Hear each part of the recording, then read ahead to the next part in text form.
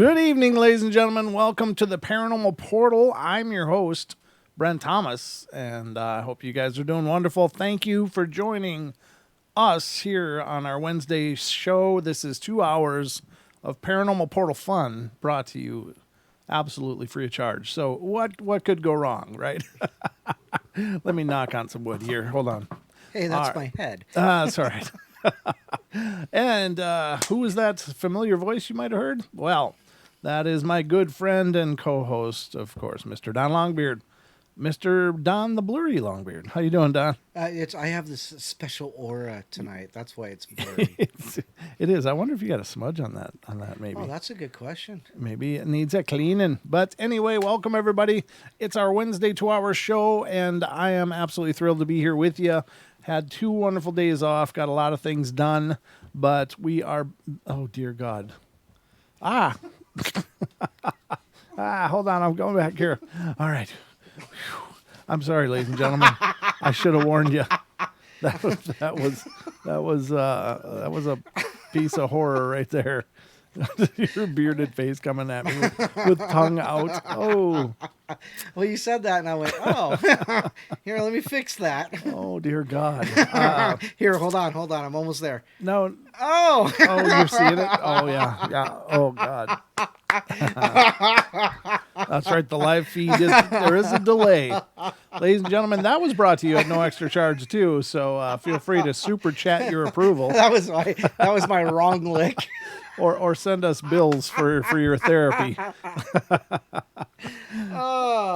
Send it to World Bigfoot Radio. Yeah, exactly. Send it to the Duke at World Bigfoot Radio. Or any other person. Yeah, I don't know. That's something... Nobody was prepared for that, me most of all. But we are here to bring you 2 hours of as much fun. I'm not blurry anymore. No, you're not. That's true. Fixed it. It's that beard spit just seems to clean lenses like nobody's business. So I don't know. That's about all I can do on the front end of this. But hope you guys are ready because we're going in.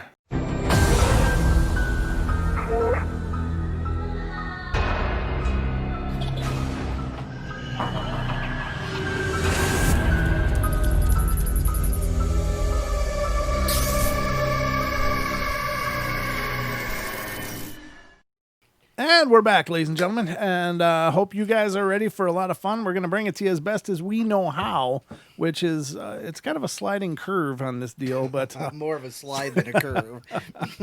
Curve means upward. It might just be a total angle into a gutter, but we'll see how we do. The phone lines will be open throughout the course of the show tonight. If you want to call in and be a part of it, you are welcome to call in and share your very own paranormal experiences with us if you want to share. It's a good time to do it, and you can do it by calling 720-923-0500. And Don's handling the MSR version of the show, so in a continuation of our need for therapy here. But how you doing, Don? Oh, good. A little rummy, obviously. Obviously, so, yeah. Well, that'll get you going, though, won't it? Yeah, worked all day, worked all night. Mm-hmm. Oh, well. Well, we're here. We got 2 hours of fun ahead of us. We are doing the dark creatures of the creatures of the Paranormal Portal. And here you are. And here I am. I'm your first creature tonight, the host of the Paranormal Portal, and I don't know, trying to do my best to host our way through this.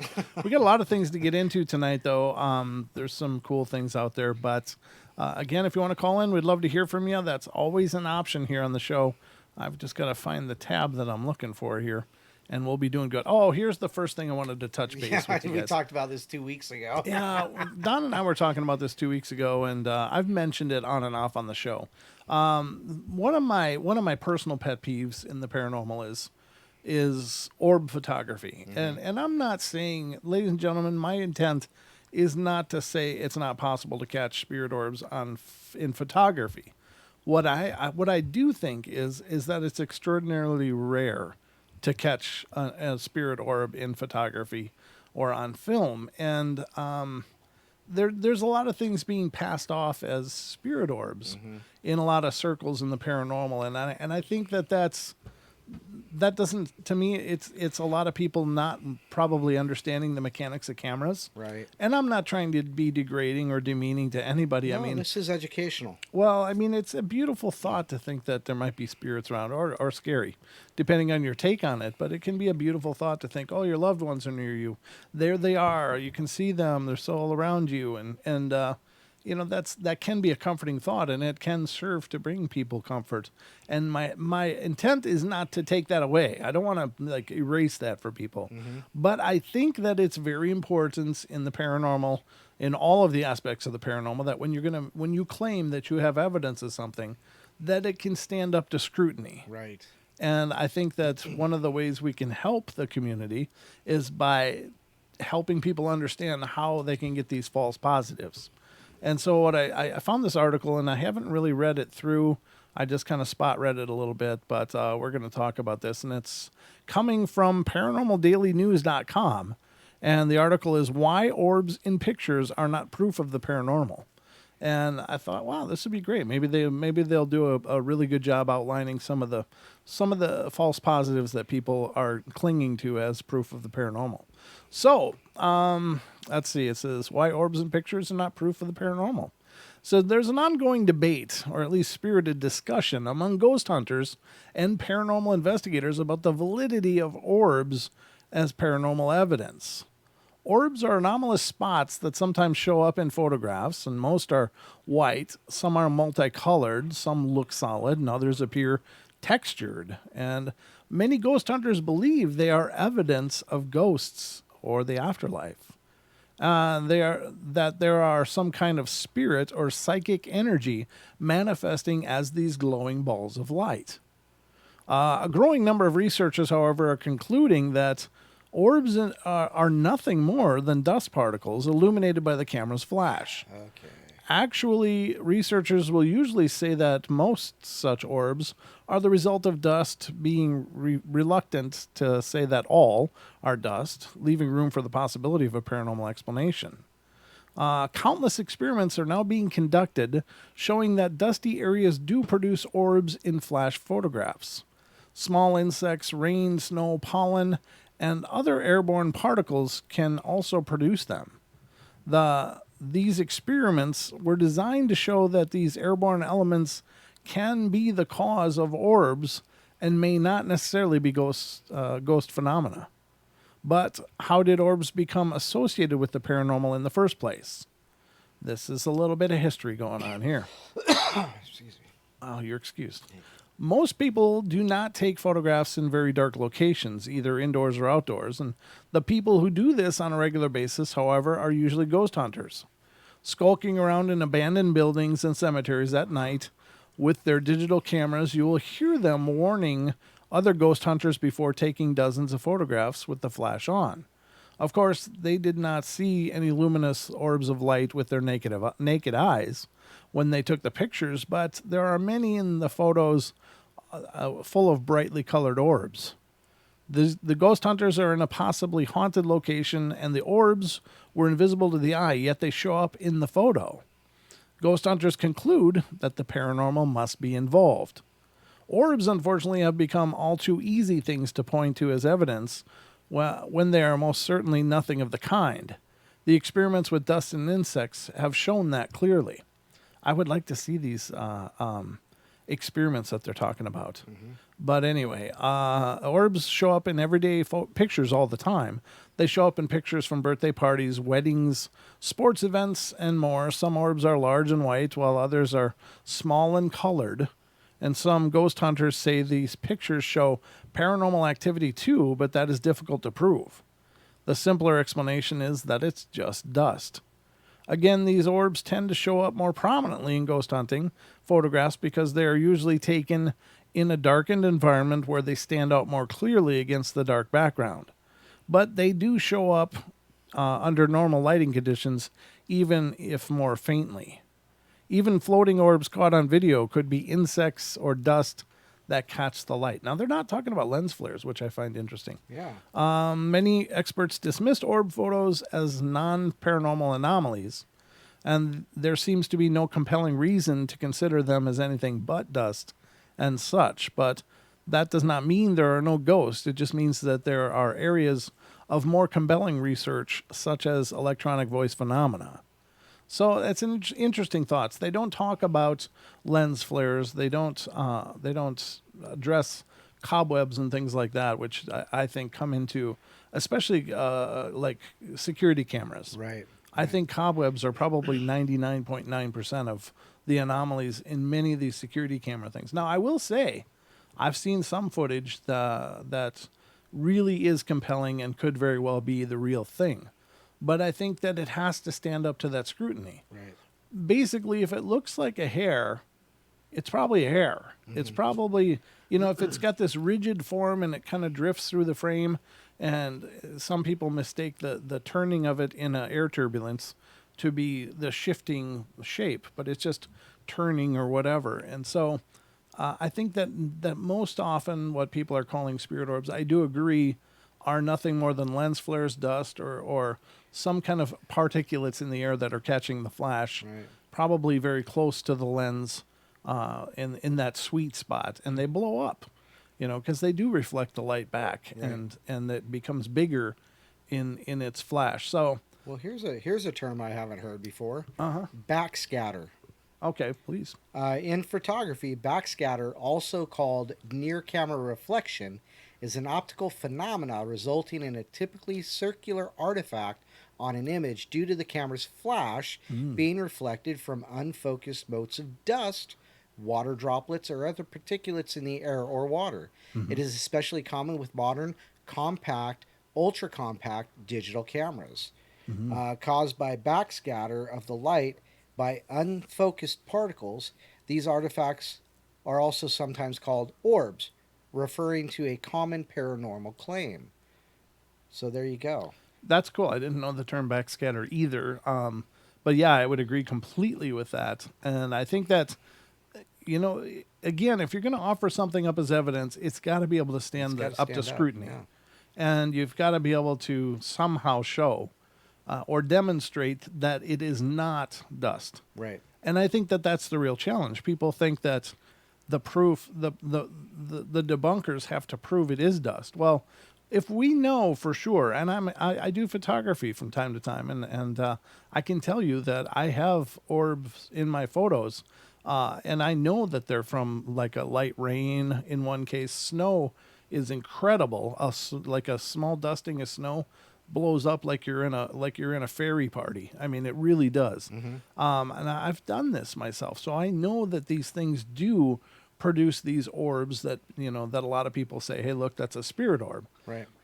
So actually, to me, the proof is on the person claiming it's Yeah. it's a spirit orb because there's already ample proof that orbs are created by dust and by water droplets in the air, or whether it's rain or precipitation or even fog or mist, or cobwebs or whatever. So there's no questioning that those are produced that way. So I think the burden of proof is on the person claiming no, it's a spirit. Right. Well, how do you make that distinction? Now, I will say again, I have seen some footage of orbs that looks very real, and I think could very well be the real thing. But again, the percentage wise is about 98, 99, 99.9% not, and probably that 0.1% yes. Right. So I'm just throwing it out there. I wanted to cover that because we talked about it a bunch. I wanted to hit this article and see what you guys think. It's not the most comprehensive article that I've read on it, but they do a good job talking about these things, and I do appreciate that there's been testing done that clearly shows this. I wish they had a link to that because that would be wonderful, but they don't seem to. Yeah, that's how I came up with backscatter, is I was looking for this, paranormal orb experiment thing, and that's what I came up with, and I'm like, well, that's what we're talking about. That is. So, yeah. Yep, absolutely. Very cool. So, again, if you're going to make the claim, you've got to be able to... Got to back it up. Got to back it up. Got to back it up. Back it up, Don. Just back it up. They're talking about bow in chat, bao is basically a sweet bun stuffed with, I like it stuffed with sweet pork. Oh, So, and then it's steamed. It's really, really good. what? But you said that. You said back it up. And YTFP Chris says almost anything's more yummy stuffed in a bun. You're saying back it up. Back it up. Oh. Oh, man. What? The chat's talking about food? Yes, of course. What? Is that weird? No, it's No. standard Pretty fare. pro quo. Pretty standard fare here on the Paranormal Portal. But yeah, I think that's a good thing to put on the map here on the Paranormal Portal. Again, I'm not saying that there is none, Right. but I think that it's more than likely, those. it's more than typical- likely it's just mundane artifacts. Right. So now I found a cryptid story, Don. No way. Get this. What? The true story of the Bunnyman, Some Northern Virginia's most gruesome urban legend. So somebody mentioned that in one of my one of my Facebook posts. They said Oh, something really? about that. Just Oh. the other day, I was like, Bunnyman. What, Echo and the Bunnyman? I used to love Echo the Bunny. Lips like sugar. Sorry, I went there. Yeah, but with the Bunnyman, I'm not familiar with this one personally, but I found it and I thought, my God, if there's ever a creature. Chupacabra. Who said chupacabra? Titan. I'll leave it to Titan. Well played, Chupacabra. Titan. Well played. It sounds like a dessert, doesn't it? Very. Can I get that with a side of goat blood, please? Ooh, hey. Just All dribble it on the top. Oh, okay. All right. So let's talk about the Bunnyman. And this is coming from, it's coming from WAMU.org. And it's this true story, Bunnyman, Northern Virginia's gruesome urban legend. I'm under a bridge in the Colchester Road in Fairfax County listening to an Amtrak train speeding by overhead.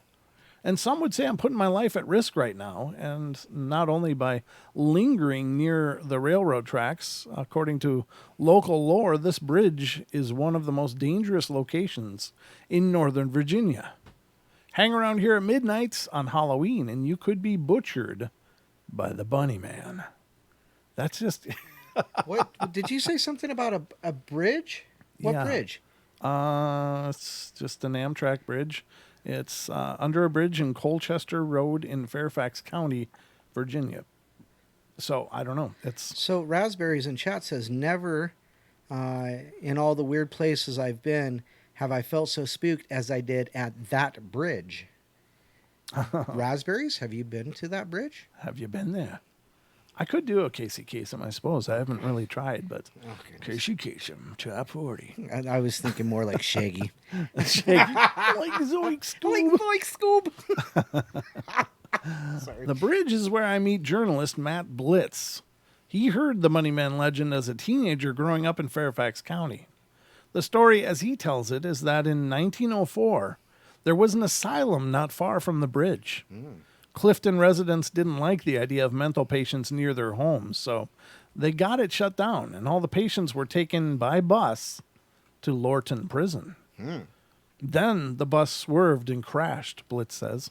And they were able to locate all the inmates that were on that bus, except for one.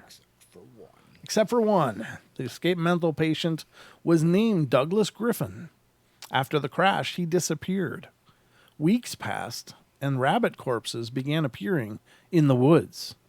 Douglas was apparently eating bunnies to stay alive. You can't stay alive by eating only bunnies. No? No, Okay. they don't have enough. They by eating bunnies, it's not nutritionally sufficient. Well, if you're a mental patient, I don't know if you're worried about your diet a whole lot. I like them raw and wriggling. This went on for a while. Then one Halloween night, a group of kids were hanging around the bridge, and they reported seeing some sort of strange bright light or orb, Blitz says. And then in a flash, they'd all been strung up like the bunnies, Wow. gutted and hanging from the bridge. Wow. The missing mental patient was, of course, assumed to be the killer.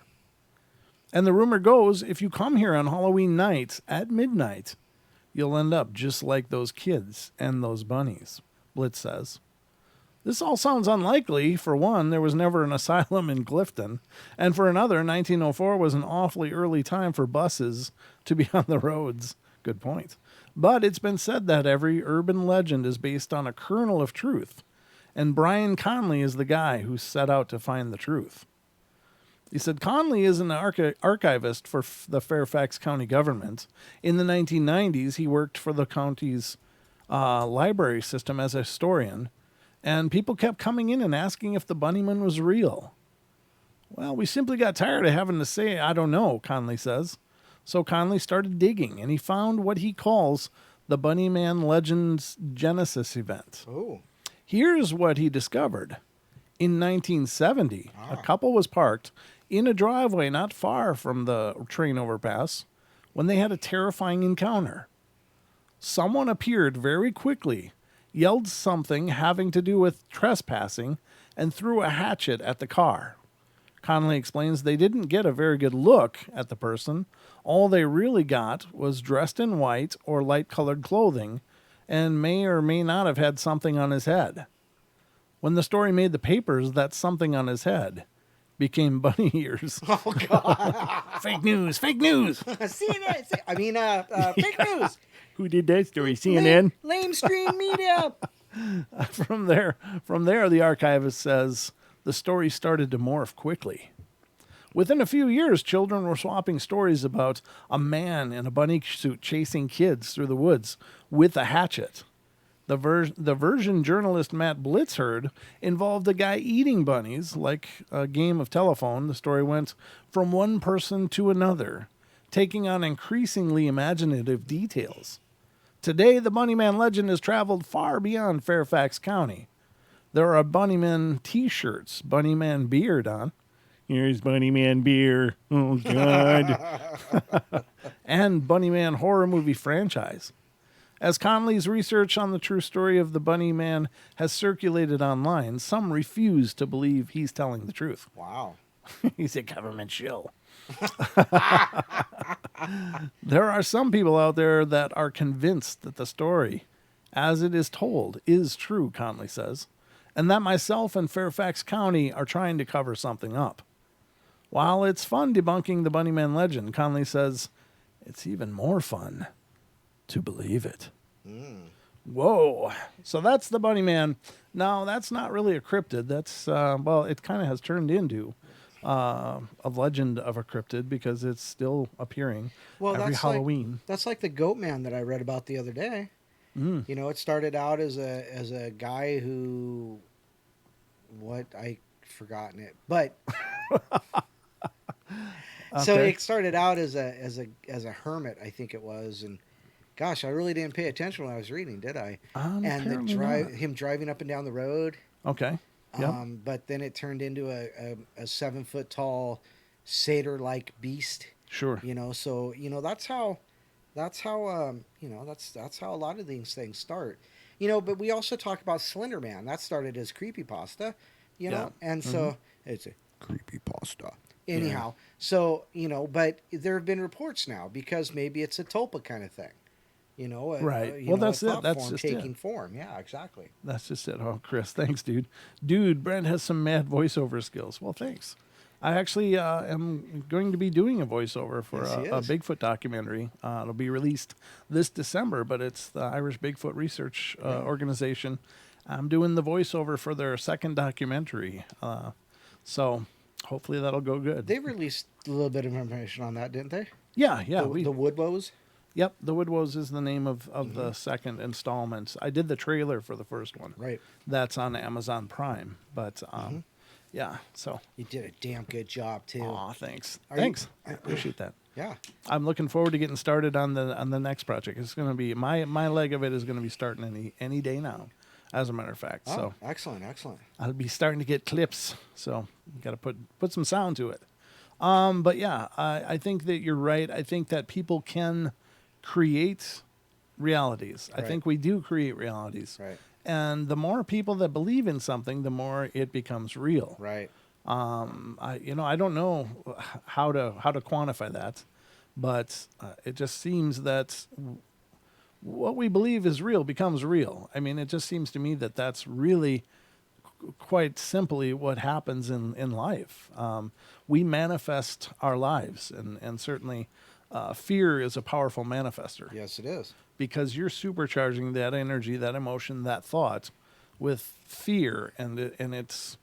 I really think they do kind of take on a life of their own after a while, and then suddenly people are seeing things that don't make sense, and so these legends become a reality because of perhaps just from, like you said, from people creating this tulpa Right. of reality. So Yeah, that's a good interesting. point. And a tulpa, Don, for people that may not know, Is uh, thought form. a thought form, yes. Yeah.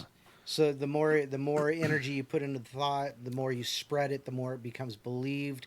It more energy poured into it, and it manifests. Yeah, exactly. It has a reality at some point. There is a tipping point there. And I know that sounds way out there to some people. It's like, what? Come on. So if I believe in the Easter Bunny and enough people believe in the Easter Bunny, is there an Easter Bunny? Well, Well, there's a bunny man. there's a bunny. Maybe he's There's the a creep bunny stealing man. your chicken Yeah. eggs. Well, I will tell you this: there are people that swear they've had encounters with the Easter Bunny. They have encountered these weird beings.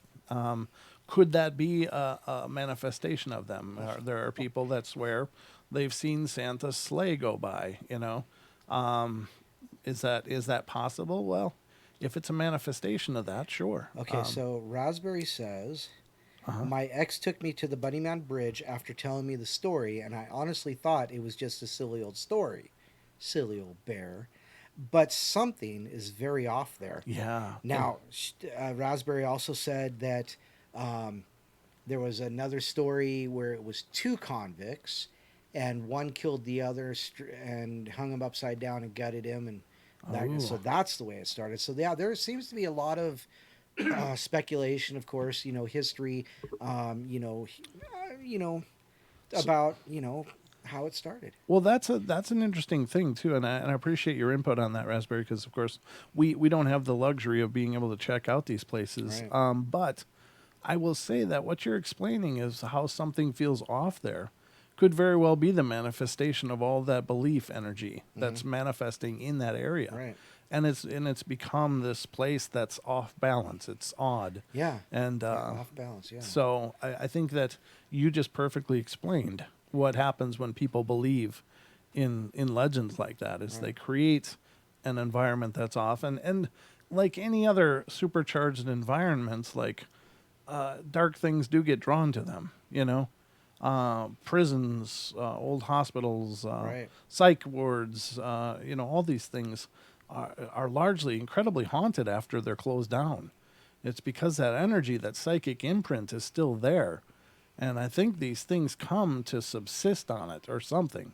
Like they maybe get some kind of nourishment from that energy, or it sustains them in some way. And so I think that the darkness will find these areas. Right. And then it becomes even more real. Raspberry says it's the darkest place I've ever explored. Wow. Wow. Yeah. That's bizarre. Well, be careful. Yeah. Because you might take something home. Yeah, don't. Here's your participation trophy. Oh my goodness.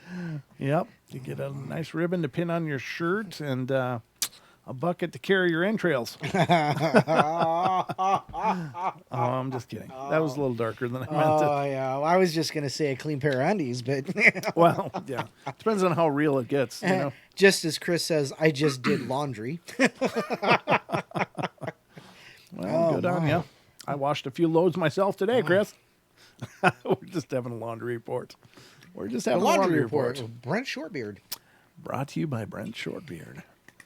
Yeah, absolutely. So that's the Bunnyman. Crazy. That's crazy. It's kind of a fun topic, though, because it's something I'd never heard of before. But just to know that people are, and the funny thing is this: I've told this story many times on the show, and it's I grew up in a small town in Minnesota called Red Wing, and in Red Wing there used to be one of those old bridges. It was a wood bridge that crossed over the Mississippi, and had the curly road on one side, go over the right. bridge, and then the curly road on the other side down to the road. And then I don't remember when it was put in. It was before my time, but they decided to build a newer modern bridge there, and they called it the Eisenhower Bridge, named after President Eisenhower. And I think it was, for whatever reason, they called it that. So the Eisenhower Bridge went in. And the story is that as the divers were diving down from the Corps of Engineers to set the footings, they came up terrified and refused to go back down because they saw fish down there that were the size of sharks. Now, that was a story I grew up with and heard about it, and I believed it. I was like, oh, okay. Now, the interesting thing is many, many, many years later, I was traveling around the country and would do these little shows here and there for a preparedness company that I worked for. And I started stumbled across one more where somebody was telling me about the bridge in their town. And he told me the exact same story. Oh, yeah. Yeah. About their bridge. When their bridge was, how the divers went down and they had these shark-sized fish down there and they refused to go back down. I'm like, that's our bridge. What do you mean? So, right. and it just dawned on me that everywhere there's a bridge and a body of water, there's probably some version of this story. And how these stories take on a life of their own and they just get transplanted all over the place. And I think that's interesting, like a propagation of a legend. Right. Are there big fish down there? I'm sure there are. I'm sure there are plenty big fish. Have you ever watched Jeremy Wade on what is it, the Animal Planet? Yeah. When he's doing his fishing show, some of the crap he pulls out of water, I'm just like, oh my God, that was in there? Lake Monsters? Yeah, Lake Monsters. Yeah. That show. That guy pulls some logs out that have fins. Yeah. It's like, oh my God. It's huge. And the teeth, Don. Yeah, the teeth. They could eat a person. And some people are out there noodling. Yeah. Congratulations, that was a snapping turtle, and he just took a skin off your hand. I don't think they would stop at the skin. He'd probably pull back a stump. Some of those turtles. There's the alligator snappers out there that are huge. But so these stories propagate themselves. Maybe somebody brought it from one town and transplanted it in another. Well, and that's like every town, every little town's got a dead man's curve, right? Sure. So sure. It's kind of the same thing, And, and every hotel, every hotel has the jilted bride, or the kid that fell down the stairs and died. Yeah. There's these stories that repeat all over, and they become a part of our lore. Right. Yeah. So, I find that interesting because it seems to be really a part of the lifeblood of America to have these stories that exist everywhere and nowhere. And I don't know. I think for the most part it's not harmful. It's just interesting. Right. So I think that's fun. So there's the Bunnyman, ladies and gentlemen. You've now been introduced to Virginia's own Bunnyman. I found another weird cryptid. Oh my! So this one is let me find it. Where's this now? Van Meter. Where's the hell is Van Meter? Okay, so this is it's Des Moines. DesMoinesRegister.com. Des Moines. It's Des Moines. Des Moines. Living north of Iowa. I know how to say that one. I might not have known Oregon. Well, I'm from Seattle. We call it Des Moines. Well, no, we don't. No. But Des Moines, Iowa, of course, is the home of the Des Moines Register. And they have a cryptid that's reported there called, I guess they just call it a winged monster. I'm not sure about this one. This one's pretty bizarre. Yeah, looks like a Petrodon with a pterodon. Yeah, a pterodon. Yep. It does. A terrible don. Without the beard. That's why it's terrible. So I'm going to read this. So it has to do with this. It says, first of all, the editor's note said the story was originally published May 3rd, 2013. The 2018 Van Meter Island Festival will be held. Okay, well, thanks for that editor's note. Yeah, I hope you guys had a good time. Marketing ploy there. Yeah, imagine what a smartphone in 1903 Van Meter could have accomplished.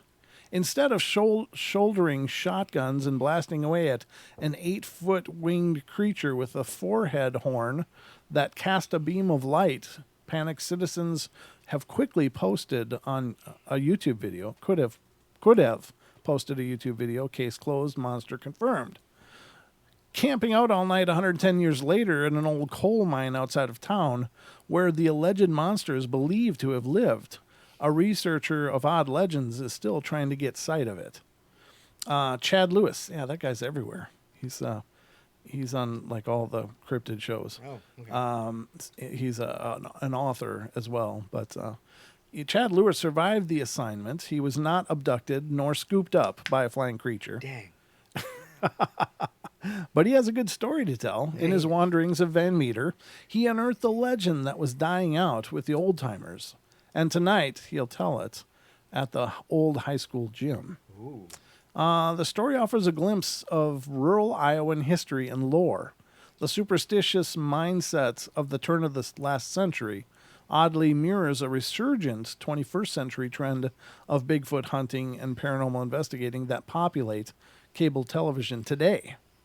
Lewis also appeared on network and cable shows to discuss his monster alien chasing across the globe, but the Minneapolis 38-year-old said he was particularly captivated by a creature he dubbed the Van Meter Visitor. Oh. He purposely chose a non-threatening name. A non-threatening name. He's so PC. Thank you. Yeah. One shouldn't assume the winged creature did not come in peace. I don't know if he's got a horn shooting lights out of it. That's a little weird. It's like he's got his third eyes open and just beaming. Yeah. The story goes like this. Over a series of nights in the fall of 1903, several respected and prominent men of Van Meter reported a half-human, half-animal with an enormous smooth bat wings flying about. It let off a powerful stench and scared the daylights out of them because it moved at speeds never seen before, and it shot a blinding light from its horned head. Shots were fired each time, first by implement leader U.G. Griffith as it flew across building tops. Ulysses Grant. Is that what it probably is, huh? Ulysses Grant Griffith. Yeah, probably named after him. The monster shrugged them off like a minor nuisance. The next night, the town doctor and bank cashier, Peter Dunn, separately saw the creature and opened fire. Dunn even took a plaster cast of the great three-toed tracks. Wow. The following night, O.V. White, I don't know what's with these abbreviations here. Oliver Ulysses. Yeah, Oliver Virgil. Reportedly a dead-eye with a gun, was awakened from his slumber in his quarters above the hardware store and shot at the creature that was perching atop telephone pole. This awakened Sidney Gregg, who had been sleeping in his store nearby.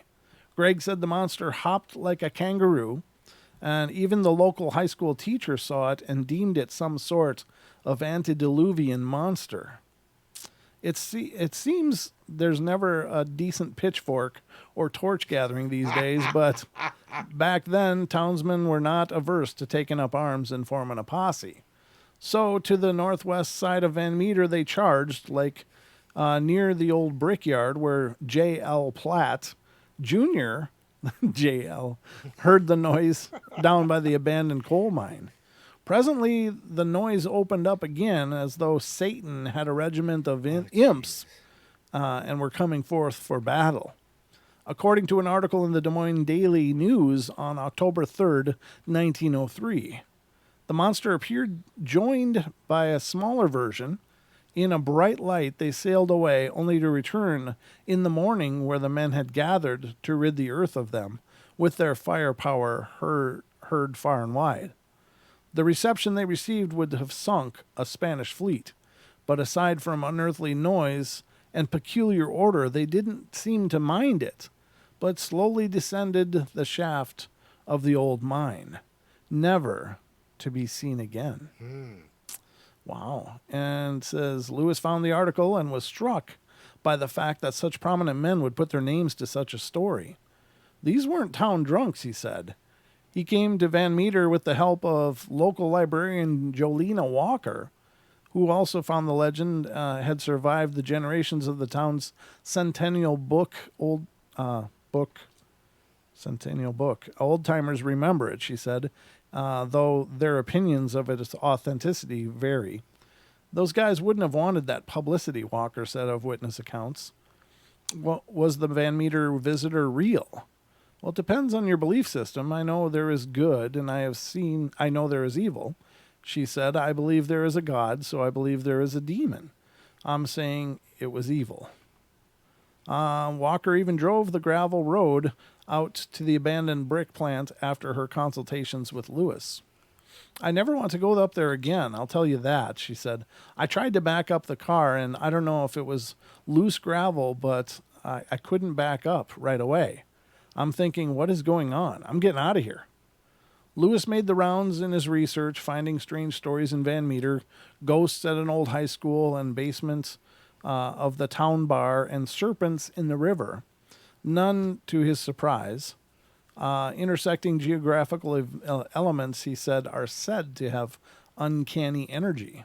The Raccoon River branches meet near the town. I still thought this would be fun, but short, he said. We would find out this is a hoax, no doubt, in my mind. He abandoned his career at a nonprofit to chase the paranormal, but his master's degree in psychology came in handy. He gives dozens of presentations each year and has written several books. The latest is The Van Meter Visitor, with co-authors Noah Voss and Kevin Lee Nelson. It launches today. Ooh, he's doing a presser. Kevin Lee, that's KL. KL Nelson, yeah. Yeah, N. Voss and KL Nelson. When he first started his presentations, people would approach him and privately tell their own stories of monsters or hauntings. Now, people raise their hand and tell their story. It's more socially acceptable, Lewis said. We really crave some new type of adventure. You can go to the same hotels and restaurants, and you don't know what city you're in, so people are looking for that little adventure. That's something different to seek out. Yet stranger creatures appear in local folklore throughout recorded history. There's a long history of belief in giants, particularly in North America. Yes, there is. And among some Native American populations, said Zora Zimmerman, who has taught folklore classes at Iowa State University, a legend has a cycle, usually starting with a very real eyewitness accounts that may be true but are unexplained, so the legend grows.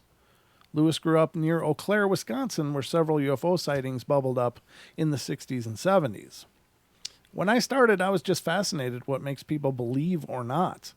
Over the years, it's changed a bit. Now I'm just as interested in the cause as the effect.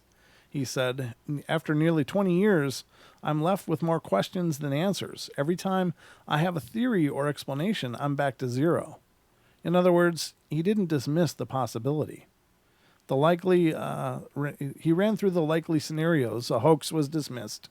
What dressed-up prankster could survive that firepower? A strange unknown creature could have emerged from the mines, but there was no proof of it at all, and he's still hoping that the plaster cast is in a Van Meter attic. Oh, so that three-toed plaster cast is still maybe out there. I haven't found any pictures of it. No, it was an era when anything was possible. Science was starting to gain momentum. In fact, they had just discovered the mountain gorilla, so the beast in the jungle was real, he said. People were open to the fact that anything could happen. He found little more than a legend, but in visiting the mine location, he also found unease. Well, this is a long article. It's almost over, though. So, John Jungman is a farmer who owns the pasture where the coal mine is covered up, and he took Lewis out to examine it. He told Lewis he always had a funny feeling about the place, but his son John laughed it off. We called it the Brickyard Monster, he said, making it sensational. It's a fun legend and all that, fun to scare kids or for campfire stories. Others take a more scientific approach in their skepticism. Matthew Sharps, a professor of psychology at California State University, Fresno, researches eyewitness memory and says one person's account grows as it's passed on. Yeah. The story becomes part of the memory. Obviously, these things aren't real, but people really see them. Well, how do you know that? Yeah. That was quite the statement. Yeah, they're not real, obviously. You guys are just a bunch of drunkards out there in nowhere. So they behave towards them as though they are real. Mm-hmm. There are eyewitness memory errors, he said. People with tendencies toward depression, attention deficit, hyperactivity disorder, or disassociation are more prone to see UFOs. Well, how disaffected and disorder, just all that, do you feel? I was just wondering the same thing. I was doing a personal inventory. Good. Personal inventory is good. I don't have depression. Mm-hmm. I don't really have attention deficit disorder, and I'm certainly not hyperactive. So I don't know. Maybe disassociation. Maybe I'm a disassociation kind of guy. I don't know. But I saw UFOs, so I don't know. His research shows that the encounters can be harmful. Ooh. It can be life-changing experience. They go around telling people and they think you're crazy. So now you've got to prove Bigfoot is there. Now I'm driving around with American Bigfoot Project printed on my van and telling my wife I'll be done as soon as I find Bigfoot. Lewis doesn't see any harm. In fact, even though he said he's unsure what happened those fall nights in 1903 in Van Meter, seeking the answer was more important than finding it. His weird legends can rekindle interest in local history, such as coal mining and old brickyards that help understand the lifestyle, and mindset of citizens back then. It can even be a tourist draw. You damn right it can. Now, here's the thing. I grew up, again, right along the Mississippi River, as I stated earlier, and many times before that. But I never heard of this all my life until I was an adult. And I grew up swimming in the Mississippi, boating on it, water skiing, et cetera, et cetera. Is that it was Baby Ruth? Fishing. Yeah. I saw things floating down the river. A lot of fish sacks. That's what my grandma would call condoms when they floated by. We're like, Grandma, what's that? Oh, no. We're just dumb kids, see that. What the hell's that balloon? Yes, it's a true story. But Grandma called them fish sacks. That still cracks me up. Well, they are. They're little swimmers. Yeah, they are. That's true. Now, what I will say is that I grew up on that lake, and I never heard anything about any creature in that waters ever. I mean, it was just part of the Mississippi River. But as an adult, suddenly there are people claiming that the area of the Mississippi that it lived along is called Lake Pepin. And suddenly there's people looking for Pepe. Pepe. Now, I know there was one person that swears she saw it. Mm-hmm. And whether she did or not, I don't know. I don't know that there's any photographs of it or anything. But she swears up and down she saw a large creature in the water. Well, to come to find out, apparently there is an old Native American legend of this water monster in Lake Pepin. Well, that was fine, but suddenly the mayor of a town south of there called Lake City decided to post a $1 million reward for people to find it. If somebody can prove the existence of it, they can get $1 million. And, of course, tourism spiked. Yep. And it turns out this same mayor owns the hotel in town. That's good marketing. That's good marketing right there. Marketing. Now, could there be something in there like that? Well, hell, I don't know. How do you define a lake monster? Yeah. Is there a plesiosaur in there? I don't think so. Is there a really big sturgeon? Probably. That could be big enough to terrify people. There's a lot of old paddle-nose fish, and weird things. Gar. There's gar in there. Mm-hmm. So maybe. But you're right. It is a big touristy thing. That does come up a lot, and who can blame them? You're trying to revitalize your town, your community. Yeah. Get a local monster legend. Put a purse on it. It's a prize nobody's ever going to be able to collect. Most likely. Your $1 million is going to be plenty safe. Even if you don't actually have it. So, interesting story. But I've been going for a while here, Don. I know. You've got It's been some awesome. stuff. Oh, thanks. It's been awesome. Keep Thank going. you. We love you. No. They tune in to listen to you tell stories. No, they get to listen to me all the time. They don't get to listen to you. Whatever. And then I can take a break. Nobody wants to listen to me anyhow. Pardon me. This chair just gets too comfortable after a long day. Oh, okay. Well, I was just kind of poking around the interwebs and came across the thing. I'm not exactly sure how to pronounce this. Brent calls it the caper. The capper? Capper.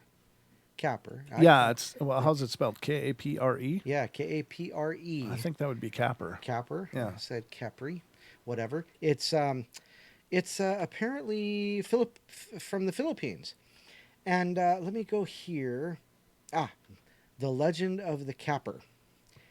Capper is another popular mythological creature from the Philippines. It's characterized as a menacing creature that seeks refuge in big trees and displays human physical attributes, but is taller at about 7 to 10 feet and more hairy with a thick beard, brown skin, brown eyes that make them appear more menacing. Bigfoot.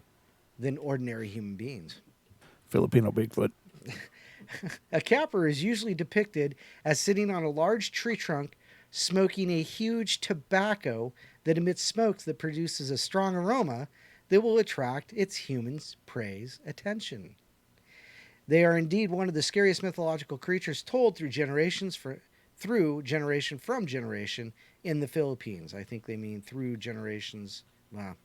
Most consider them just a pigment of the. My goodness, that's what it says. Most Nice. consider them peelings. Most consider them just a figment of the wide imagination of man. But it says pigment. They meant figment. There you go. Sorry, it's just I had some Filipino friends, and I always sung peelings to them. Nice. They're like, "Stop it! Why do they call you a Pinoy? What's a Pinoy?" Anyhow, most considered them just a figment of the wide imagination of man, but a growing number of people, especially in the countryside, have been reported sightings of these mythological beasts. The term kapper was derived from the Arabic term kafir, Oh. meaning a non believer in Africans. Huh. Okay. Okay. It is also related to the Spanish term kapfir. According to historical accounts, the early Moors and Arabs used that term to signify persons who are non-Muslim and who possesses a dark complexion. By having contact with Moors, the term later found its way into the language of the Philippines by the Spanish in their more than 3 centuries of colonizing the Philippines. The legend of the Capper lingers on and still is much alive and infused in the consciousness of the Filipinos. Scores of people from the countryside have reported sighting a mysterious creature atop a big tree, usually an acacia, bamboo, nara, a banyan, locally known as the balete, and mango trees. Sometimes a capper can be seen sitting unmindfully under those trees as well.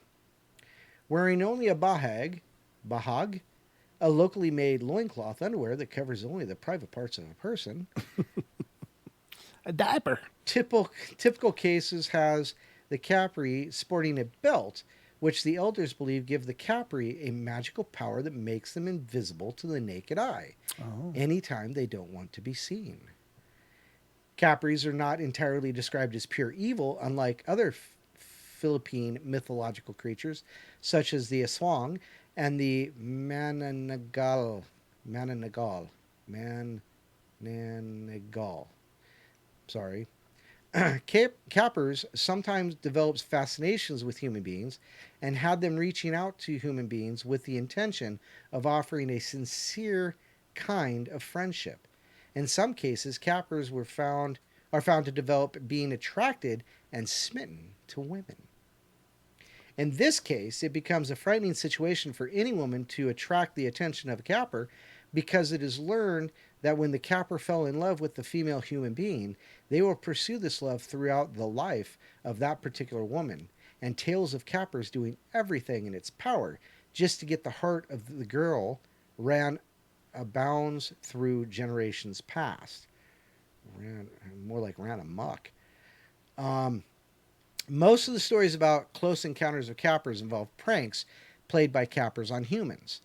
Not too long ago, a dozen, a dozen, a dozen of mountain climbers climbing a mountain in a scenic Philippine province, Batangas, became disoriented, thus losing sense of their direction. Mm. They decided to leave marks on the trail that they had already passed by, only to find themselves passing back the same place over and over again. Until a local man about 70 years old that lives near the mountain heard their call and helped them by reciting a prayer and a ritual that pays homage and respect to the cappers, asking them to stop the pranks being played on the mountain climbers. Oh wow. After a few minutes, the climbers went on and were on with their downward trek and were able to find the right place to the lowlands again. I don't think this is a natural English-speaking person writing this. No, probably not. Some witnesses report a native English-speaking natural, whatever. Some witnesses reports Some witnesses report seeing a tree shaking with its branches and even shaking violently, even if there's an absence of a strong wind. Strong and loud laughter that sends a chilling after effect on the ears of people around the vicinity of the tree that a capper resides in are also reported as one of the exhibitions of existence of this mythological creature. Mm. Although they don't harm people all the time, just the way they display their existence as told by people who believe that they have been seen and prove that cappers really exist swears that the sight of them smoking from atop a tree and staring down on you with those big, fiery, and haunted eyes is enough to make anyone run like hell. Ooh, ba-da-dum.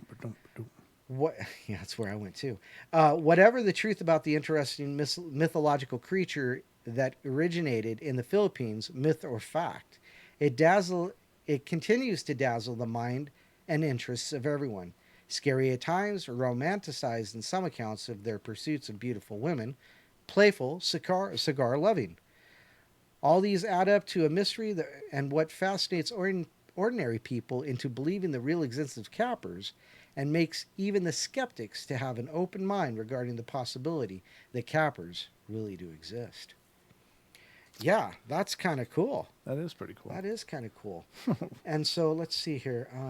I think the Filipinos are very spiritual people. They are, you yeah. know, with a lot of different raspberries. It says, I worked with a lady from the Philippines Mm-hmm. who had 2 birthdays because her mom refused to name her until she was sure that she wasn't a demon pretending to be her baby. Oh, wow. Wow, I was right. That's heavy stuff. He's had 2 birthdays. Yeah. How do you...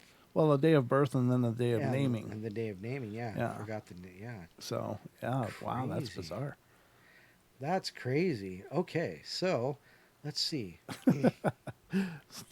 Titan says, cappers smoke cigars. Can't be all that bad. Well, apparently. And they run around with magic belts and in chase loincloths. women. In loincloths. In loincloths, chasing women. You know, I mean, I thought it was... sounds like a chat room. No.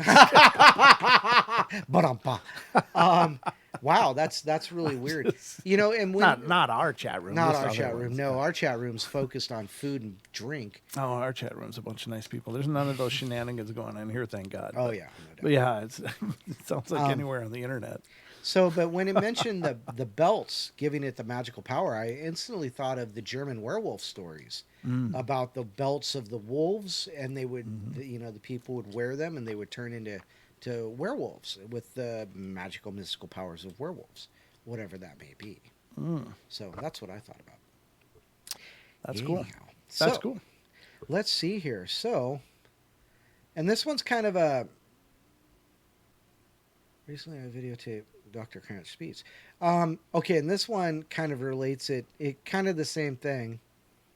Recently, I watched a videotape of Dr. Grover Krantz's speech, which was given on the subject of the Chinese wildman, the Yeren, in 1997 Bigfoot Symposium in Vancouver, British Columbia. Krantz's speech covering his trip to China was well worth watching. It was interesting, comprehensive, and dotted with Krantz's own style of humor, kind of like us.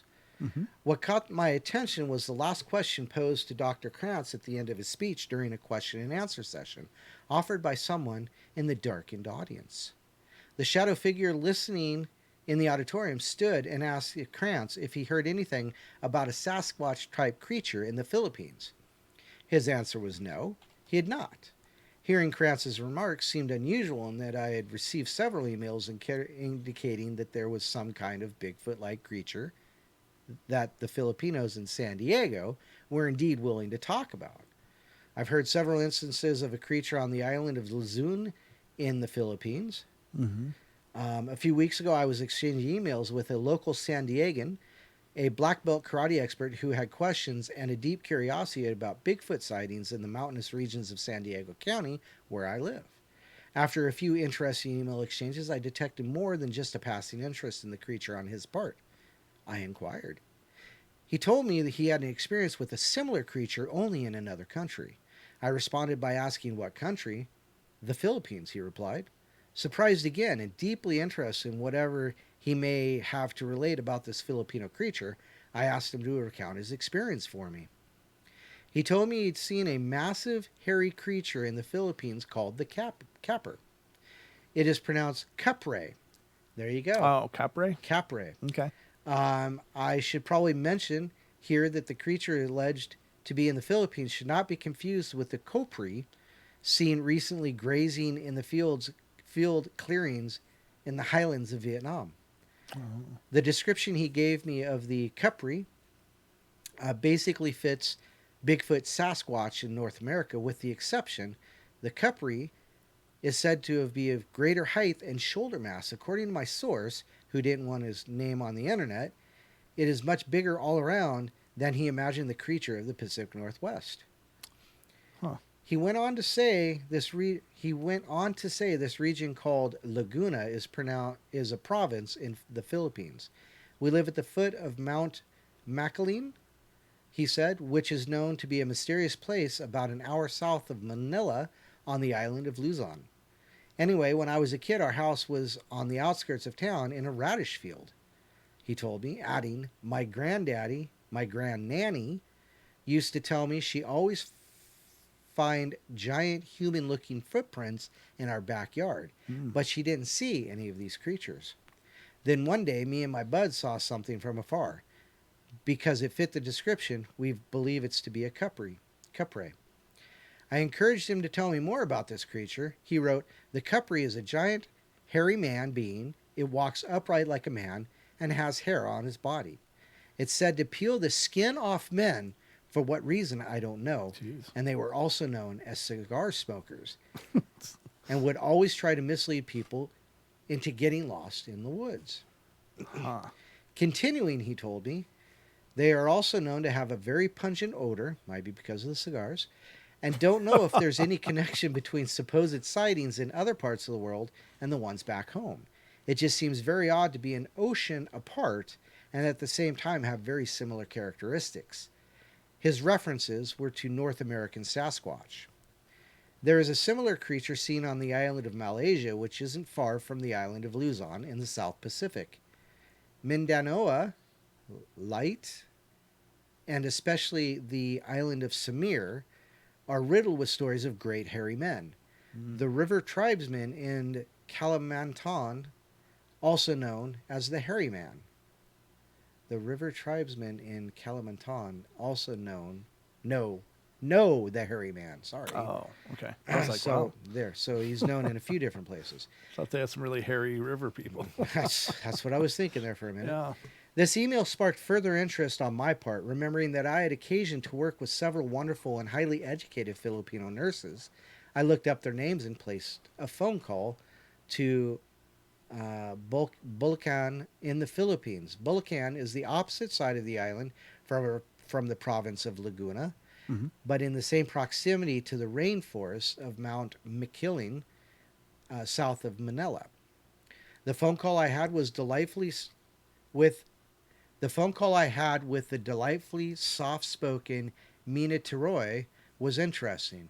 She said for as many generations as her family can recall, there have always been giant, hairy, gorilla-looking men living in caves that dot the lush rainforest of Mount Milliken. To mainlanders, the island's Mount Milliken isn't all that high from sea level. The elevation is only 1,110 meters, which is like 3,000 feet. She was quick to say she never heard of any incidents where women were carried off, nor had she heard of the cigar smoking story. When talking about the capre, I noticed Mina would reverently lowered her voice into a whisper, but spoke of the creature freely with credible certainty. Wow. We must respect the capre's right to be here, and he will not harm us. The creature comes in the night, and if we give him great respect, the Capre will leave fresh fish in place of cooked rice left out for them, and sometimes fruit from the mountain rainforests. My grandmother prepares coconut. Habituating. Ah, bad, bad, bad, bad, bad. Yep. My grandmother prepares cooked coconut in rice because she says they like the sweet fruit and especially the tamarind fruit, papaya, mangoes, and bananas. Hmm. If it's sweetened with ground cane sugar, they leave many fishes and more fruit. Oh, wow. So Wow. they're like trading. Yeah, that's what it sounds That's like. Yeah, incredible. providing each other. Yeah, That's really one's incredible. giving them the grains and they're giving them the fruit and the fish from their nearbys. Wow. Wow, that's cool. Grandmother says these creatures are people oriented, and it's their way of begging for more. The pans are licked clean and left in the same place. Well, if I knew where they were putting it, I'd be eating it too. Speaking freely, Just she gotta bring continued. fish. Speaking freely, raw and wriggling. Yeah. Speaking freely, she continued. The footprints of the Capri have fatter toes than man and twice the size and width. I don't know its measurement. We do not. We do not. We do know they come in the night when the air is still because the air is foul smelling. Oh, terrible! And my grandmother says they're here. Wow. When I was young, that signaled bedtime and to be very quiet. Oh. Tiroy, a tiny 4'11", told me they walk upright like men do, are well over 8 feet, hairy and very gorilla looking, but with a face like a man. Sound familiar? Tiroy also stated that they climb the tamarind trees and take the fruit and would sometimes ravage the vegetable gardens, which she called victory gardens. Okay. Huh. A leftover phrase from World War II. Sometimes the Kepre are considered general nuisance with coconuts, pounding them on lava rocks or stones to open them, and on occasion would leave a pile of them at respected huts on the other islands. Hmm. Of the other islanders. Oh, okay. Goodness. Curious, I mentioned these two stories to a biologist friend from eastern U.S. who mentioned he had met a Dr. and Mrs. Von Pratt in 1981 in Hingham, Massachusetts, while doing a postdoctorate at Boston University. Pratt took his Filipino wife Dolly and their 3 children and moved back to Manila in 1991, where he still maintains a veterinarian practice. Oh. Dolly had heard of the idea that women were carried off by hairy ape men in the Philippines. He went on to relate that there exists a belief that hair-covered creatures carry off women. This is common belief in Southeast Asia, as it is with the ancient Indians of North America. A Sasquatch did presumably carry off Albert Ostman Yes. and an Indian named Mullikat Harry. I probably just butchered his name. I am so sorry. Both in the 1920s. But who knows about the Capre? If you consider the islands of Borneo and Sumatra are generally a habitation for orangutan, it is not out of the realm of possibility to believe these stories from the island of Luzon in the Philippines. The uninhabited forest in the island is situated in the area of Mount Makiling. Its legendary mountain, famous for its lush rainforest, looks like a woman lying down with contours that resemble long hair, arms, and legs. Like a Disney movie. Like a Disney movie! Almost Cool. done. The legend.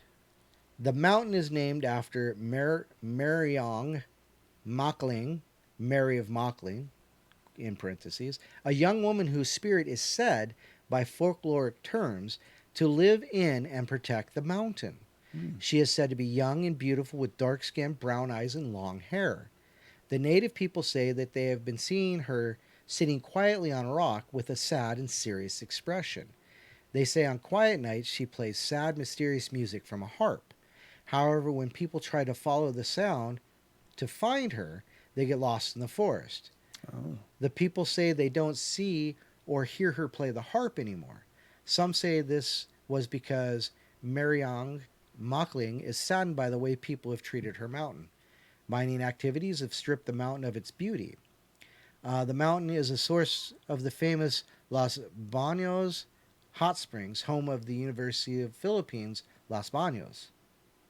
Additionally, the mountain has a well-established trail near the jump-off point is Mud Spring Park, where sulfuric vents can be seen. Mount Maclean is actually an inactive volcano which bears a remarkable resemblance to the volcanic habitat of the ape men of Mount St. Helens, written about by Fred Beck in his book I Fought the Ape Men of Mount St. Helens. As with the tribal beliefs found among the Sherpas and various indigenous to the Himalayan landscape, home of the Yeti, or the ABSM, the Abominable Snowman, the Philippines also has its pagan convictions, folklores, and superstitions. Perhaps the Capre is as legendary and mysterious to the islanders as the Yeti is to the Sherpas. Just as the Yeti is sometimes measured as being 1.5 yaks tall, perhaps 2 yaks in height, the Filipino islanders have been heard to refer as the Capre as being half a telephone pole in height. Oh. As the saying goes, when in Rome, do as the Romans, or in this case, measured by whatever's handy. Yeah. So there you go. Half a telephone pole. God. Well, telephone pole traditionally about 35 feet. Right. Yeah. Well, here at least. Right. I think over there it'd be like 12 feet probably, or no, I mean like maybe like 15 feet or something. Yeah. Just enough to keep it off of the forest floor. Yeah. Yeah. That's wild. Now, the obvious comparison is the Bigfoot. That's I right. mean, and the habituation practices I think are really unique. I find it's incredible that they're essentially trading with them. They are Right. they're leaving this rice dishes and getting fish And fruit. and fruit. Yeah. Wow, that's incredible. No, that's really cool. Yeah, because it's such an intelligence at work there, and that definitely would substantiate a lot of people's ideas of how smart are these things. Well, assuming that they are indeed the same kind of creature, and I don't know, but by the description, I mean, it sounds pretty interchangeable to me. Big, human-like feet. Right. Excuse me. And the hairy and climbing trees. I mean, yeah, that's nothing that they said sounds way out of the ordinary, except for the loincloth things and Right. and weird belts. Cigars. Yeah, and cigars. But I guess I don't. Are they allegedly rolling their own cigars, or what the hell's the deal? Well, they actually have really well-tended tobacco plantations, farms in the Philippines. Oh, I'm sure. And tobacco leaves get huge. You can take and fold it in half, roll it up, and that big giant blunt would be like, Blunt. 8 inches long and 2 inches round. You just called it a blunt. That's what it is. It's a giant blunt. But it's all tobacco. Yeah. But yeah, they're huge. Hmm. So yeah. That's interesting. Well, I find that really incredible. Curious, because you don't know. Well, the hard part with stories like that is where's the overlap. I mean, what is the actual story versus what is the folklore that's been wound into it, and that's where it's hard to discern. Right. I mean, even like the pandas, there was such a folklore around them Right. as being these mystical, incredibly enigmatic beings, and basically, pandas are pretty simple, gentle creatures. They like to roll down hills. Yeah, Roll. So it's Would you like a roll in the hay? yeah, but I find that interesting. I think that was a really cool story, and I'm glad to learn about it because Yeah. it's just another puzzle piece with this whole Bigfoot or these big, hominid type creatures that are everywhere. Mm-hmm. I can't say that they're all the same, but that sounds like they're definitely in the same family group of some kind. Yeah. I don't know. Some kind of Interesting. genus, family, something. Yeah, yeah, Whatever those exactly. Latin terms are. What? Yeah, you just throw some Latin words at it, and it sounds smart. So, Yeah, exactly. That's why I don't do it. so I got a Bigfoot experience here. This is coming from. This actually isn't coming. Is that my minion? It is. Holy macaroni! Yep, there Yeah, he is. we could probably shut that door. It's okay. Now. We'll have to go for the last. You know, I like that my camera hasn't been fuzzy since I fixed it. Yeah, ever since you licked it. Could market your spit for camera crews everywhere. Get the long beard swag. It's $100 a lick. Oof. Hey, I can't afford you. Oh boy. All right, so this is coming from actually the North America Wood Ape Conservancy, their website, woodape.org, and I think they're doing some great things down there. They're definitely in the whole primates camp as far as what they believe these are. And maybe they're right, maybe they're wrong, maybe, and I guess we're primates though too, when in the strictest sense of the word. But it doesn't seem. My understanding of them is not real extensive, the NAWAC. But whenever I see North American Wood Ape Conservancy, I'm thinking The NAWAC. right. It sounds like a zoological group or something, Right. And so it seems that they're, in my opinion, my estimation, that they're kind of regarding it as an animal of some kind. But anyway, I don't, and if that's the case, I certainly wouldn't agree with that. They seem to be operating at such an incredible intelligence and understanding and awareness that it doesn't seem like your normal run-of-the-mill animal. But anyway, this is it's Family Encounters near Hughes Springs. And it's in lovely tiny font for me. So Is it gray too? it Gray on is white? actually black, but it's like 8-point font on white. Nice. So it says the witness observation is Family Encounters near Hughes Springs, and the witness observation is first myself, my older sister, and a friend of ours found a 16-inch footprint by the pond in the back of the property. My sister and her husband were renting. Something was watching us. We found where something had eaten a wild duck and was always at the pond. That was always at the pond. There was a very scary feeling back there. No one ever went back there at night. Strange noises all the time seemed to be the norm. One night my sister was alone in the house while something scared the horses and cattle so bad that a horse ran right into the side of the house. It seemed like it was trying to get in. The animals were always in an uproar. Wow. My sister and her husband moved to Diana late that year, and they were living in a small trailer park, and they had the last trailer in a line of trailers. And once again, my brother-in-law was out in the tractor trailer he drove for a living, and my sister was alone. What the hell was that? I don't know. I heard something. You didn't hear that? If I felt something. Even Anubis, who's laying on my feet. Did he jump? Yeah, he did.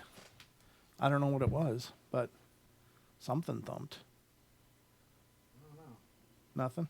Well, there's 2 empty boxes over here. Yeah, but they were there before, so. Yeah. Well, I don't know. Something thumped in here in the studio, ladies and gentlemen. But where was I? I drove a tractor trailer. Sorry. No, that's fine. In a line of trailers. Once again, my brother-in-law was out in the tractor trailer he drove for a living, and my sister was alone. She had the uneasy feeling of being watched and would hear strange noises all the time. One night in particular, a super loud scream of ungodly origin scared her so bad she peed herself and locked the doors and hid all night. Wow. They moved again soon thereafter. My family grew up in East Texas, and I'm certain that I've had other close encounters in the woods and in Avenger, Texas. I've never actually seen a creature, but I've been chased out of the woods a time or two, and most of us East Texans know that there are huge animals that roam those woods. My sister and I definitely know.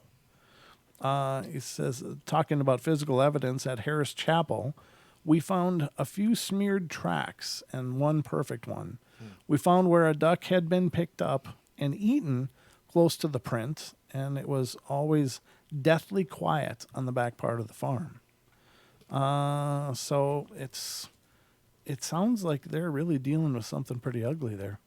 I do hear a lot of times there's a lot of people that are into the Bigfoot research in the South. They seem to suggest that the southern Bigfoots are a lot more aggressive, and I think even Bear said that, right? That the boogers they seem to be a little more Yeah. active and aggressive, whereas the northern ones seem to be much more chill and Netflix and chill. Netflix. Netflix and chill. yeah. But I think that's incredibly scary. Dude, they grow the best weed. How scared do you have to be to pee yourself? to pee yourself? I mean, I assume she was in her house when she heard it, or maybe right by her house. But to have a noise Right. that was so loud and scary that she just peed herself. Now, I'm sure that any normal person, it's hard to imagine that. I mean, I don't know what that would be like, but God, that's scared. That would be terrifying. Yeah. That would be absolutely terrifying and scared. But I don't know. My hats go out to them. All these people that live around these creatures. I think some of the stories that you hear, and I don't think I've ever lived in the company of these things. Probably not even really close. I thought maybe behind the area where I had my encounter up in the state forest there, there was one there at least. I believe so, but I never did see anything physically. But I would sometimes hear weird whistles coming from the forest up there. There was one time I was getting up. I used to have to get up and get to work really early because I had to drive like an hour to get to my job. Oh my God. It was a long commute. Apparently so. But I got up and it was a summer morning, and I was leaving the house, and I'll try to mimic it, but it was 5 a.m. and it's deathly still. It's out in the rural area, in a forested area, and I'm walking out to my car, and there's not a noise, there's no wind, and all of a sudden there's this whistle. It's like that, but it was more abrupt and more harsh. Now, at the time, I was like, "What the hell's that?" So I whistled back, and it whistled back to me. Oh. And then I got kind of creeped out. I was like, "Oh God, I'm just gonna be quiet and get in my car and get the hell out of here." So I did experience that one time, and honestly, I'd forgotten about it largely until just right now when I was thinking about the weird things that did happen in that area. I don't know what else whistles like that, and it was coming from up on the hill, like way up on the bluff somewhere. But it did actually mimic. I mimicked the whistle, and it mimicked it back to me again. And I was like, "What the hell am I calling something? What the hell am I doing?" I didn't know because I just heard this weird whistle. I'm like, "Oh, that's weird." So I whistled back, and then it whistled back again. I was like, "Oh God!" Well, I don't know what I'm doing, but I'm sure I'm going to quit doing it because I have no idea what's on the other end of this experience. But, I did one night. It was about 11:30 at night in the summer, and I heard something up on the hill. You got to understand when you live out in the country. Oh yeah. You can hear a pin drop. You can hear everything. I mean, it was so quiet. There was the usual like crickets and tree frog noises, but all of a sudden up on the hill, I heard a sound, and so I kind of like, it wasn't really a yell though. It was just a weird sound that I'd never really heard before. So I mimicked that one, and suddenly I started hearing branches break, it sounded like something was coming down the hill, through the thick brush and stuff. And so I was like, "Oh, okay, that's enough of this," and I quit. But again, these were one-off events, and this is before I knew that Bigfoot could possibly be in Minnesota, because I didn't have that realization until much later. It was probably a good decade after all these experiences that I finally started really looking into the Bigfoot phenomena and understanding that, no, they are reported everywhere. They really are. And so, then in hindsight, all these things kind of rush back. I was like, oh man. But I really don't believe that they're probably in the area all the time. Right. Because as a child, I was up and down that hill all the time. Right. Never had any kind of feelings or vibes or anything to just play it on the bluff.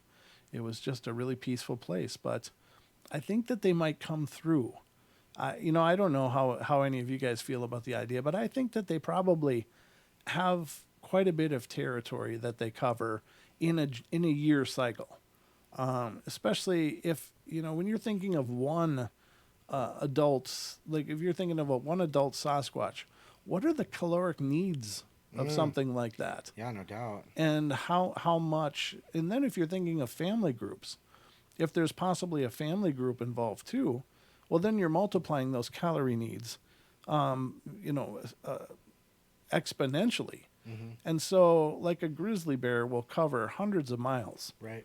in their territory or in their wanderings through the calendar year, and I can't imagine these things are any different. So I don't think that they live in that area where I grew up, but I think they might travel through a couple times a year. Right. And it's kind of a corridor of forests along the Mississippi River, so I think they might have gone, through there over a period of weeks, and then, maybe 6 months later work their way back up. I do believe that they're in that area during deer hunting season because I've explained before that my brother lost a deer that Right. where this huge blood trail just stops in a thick area, and there's no gut pile, there's no deer, there's no drag marks, there's nothing. It's just like this thing just evaporated. And so I think that when hunting season happens, they are definitely active wherever they are because it's like someone ringing the dinner bell over and over. Yeah, no doubt. If somebody hits a deer and it runs, they can catch it in a heartbeat. And they can take, they don't have to hunt it. They don't have to do anything except pick it up. And so it's like literally Thanks like for the snack, buddy. yeah, it's like their version of a Takeout. drive-through. Yeah, Oh, it's takeaway. that's Thank you. right. It's takeaway. It's So delivered right to my feet. yeah, but I think that that's interesting, and I think that that's probably them moving through and Right. just going where they go. I think that they probably winter in certain areas, kind of Right. in summer in some areas. I think out here in the elevations they talk about in the summertime they move higher in elevation, and then in the winter they move lower, so that because they're basically the idea is that they're following the herds. Right. As the animals go up into the mountains for their summer and warm weather months, then they'll stay up higher in the more desolate mountains. But in this winter, they move closer down towards the base of these mountains where the game is more plentiful. Right. So, and that makes sense to me. I think it does. Does that make sense to you? It does, and as a matter of fact, when you were talking about it, I was thinking about that that blind we Yes. found, like, 2.5 years ago now. Mm-hmm. It's been a long time.